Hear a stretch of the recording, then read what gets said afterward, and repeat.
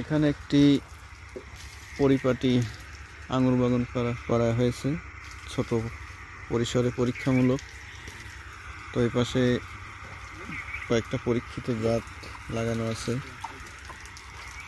আর ও পাশে হচ্ছে বাংলাদেশে প্রথম যে জাতটা তৈরি হয়েছিল, মানে যে চাষ শুরু হয়েছিল সবুজ মিষ্টি। আর এই দিকটাতে এই বছর তো পুনিং করে ডরমেক্স ছত্রাকনাশক দিয়ে দেওয়া হলো। তো আর কিছুদিন পরেই ইনশাল্লাহ ফুলের দেখা পাওয়া যাবে।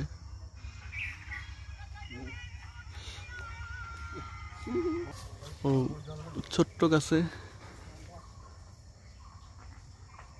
ফুলের ফল হয়েছে, বড়ই। তো আমরা আসলে